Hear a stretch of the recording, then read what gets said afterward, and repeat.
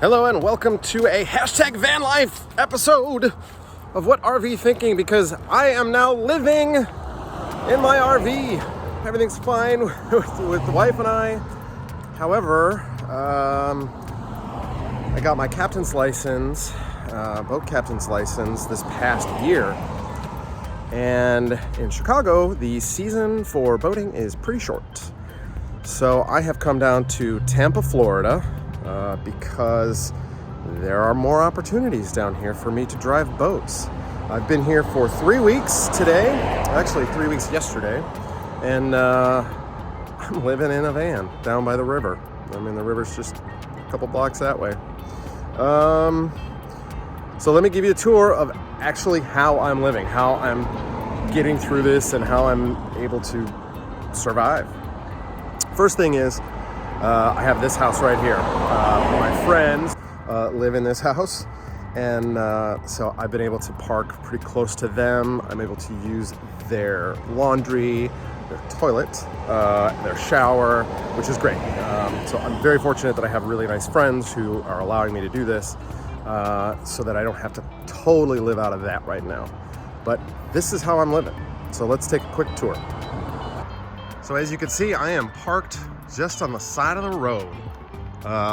Not that busy of a street. Downtown Tampa is actually right there. I almost see it. But it does have a fair amount of traffic. There is a traffic light right here. One of the issues is you'll see that it is a crowned road, so the passenger side of the RV, named Polly, is a little bit lower. At first I was using my blocks to put underneath the tires every night, but then I would use the RV during the day, run errands and stuff like that, and I just kind of stopped doing that. You might have heard that noise and seen something fall. That is the one issue with this spot. I love being under this tree for the shade, but it drops acorns on this RV all the time. And you can see in the middle of the night, these little things fall right down on the aluminum roof and make tons of noise and wake me up. But it's okay. So, because I'm under this tree, I don't need an awning. I am not set up really like I would be at a campground. I'm basically just set up like this. At night, there is a shade that goes all the way around, and I close all of the blinds. Let's go inside and take a look and see how we've got it set up in there. There's a bed right there. If you've not seen the van tour before, you might not know that there are two seats. There's a seat here and a seat here. And those seats fold down, and then there is an insert that goes in between the two to make this into a bed. So this is like basically a twin bed. It's plenty big for me. The nice thing is it's long enough for me. I am 6'3", so I'm able to sleep in this bed without hitting my head or my feet. I can actually fully lay out. At night, what I generally do is I will push these forward just a little bit, just like that. Give myself a little bit of space. You can see I've got my charging center right there. Right now my iPad is charging. I've got the vacuum in there. This seat, I've got a little tripod for my camera, but then I can also push this forward and I kind of will set this up, and a lot of times I'll use my iPad and watch episodes of 1883 or Yellowstone, or I really like those shows. To keep the light out and keep my privacy, this will all be covered. You can see I actually have the cover sitting right there, along with a couple of bottles of hooch. But I closed this one up, and then this door also has I have a blind right there that just velcros onto the door. So this is one thing that my wife did. She made this and then put these so that this just gives us privacy at night. When we purchased this vehicle, these valances matched the seats, and they're in good shape, and we like the valances, but my wife recovered those with the pattern that you see. Could give it a little more of a modern, fun vibe.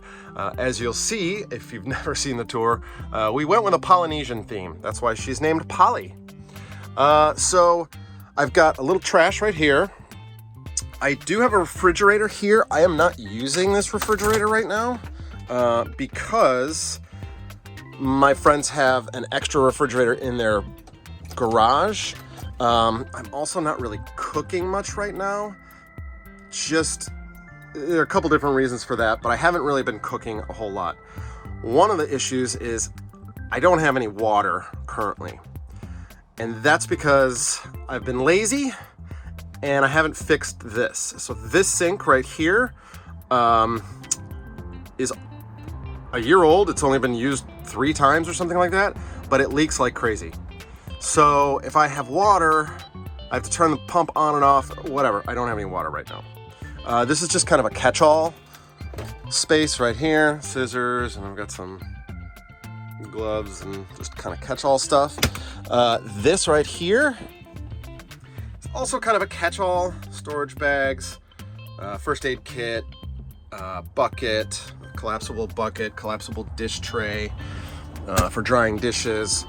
And I do have a 2-burner stove, which works great. I've made tea, stuff like that. And then up here, I do have a sharps container because I take a shot once every 2 weeks. This is my little collapsible tea thing. I also have a French press, which I don't drink coffee, but I do have it in case. And then up here, we have plates and bowls and cooking stuff.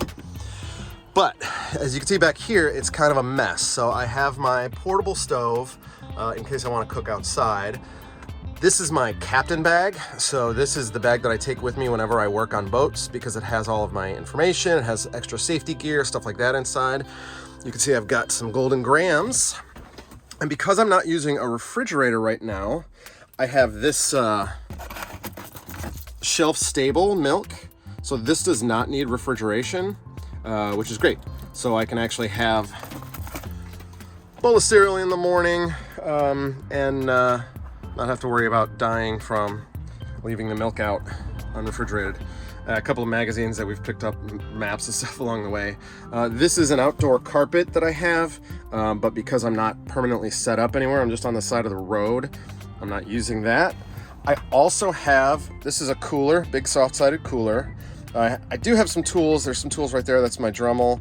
And then this is a tent to set up, a screen tent to set up over like a picnic table if I were at a campground and had a picnic table, something like that. I also have an extra table. If you haven't watched the channel before, we actually have a spare RV. This is not the only LeSharo we have. We have a LeSharo, and that one no longer runs. So I've been pulling parts out of that to help keep this one going. And that is the table out of it. It's a little bit narrower than this one, which I like. Also, there is an extra table mount on the outside underneath this window. So if I do set up somewhere on a more permanent basis, I can have an outdoor table as well, which would be really nice. Hat, pillows. Then you can see I've got little extra bedding and towels up there. This is my socks and underwear up in here. I've got an iPad here as well. I don't use this one much just because this is so kind of full of junk right now. This is not a cellular iPad. This is an old, just regular iPad, Wi-Fi one. So I'd have to run off my phone or something like that. But my other iPad is cellular. So, and I've got a little mirror. Hi. So I can check myself. And then a hanging locker. So I brought not that much clothing with me, but then this also has, you can see there's some food in here, a couple bottles of wine, and then you can see in this drawer I've got just some more food and stuff like that. Again, I haven't really been cooking much in here, not yet, but I do plan to do that once I get a more permanent setup. All right, bathroom.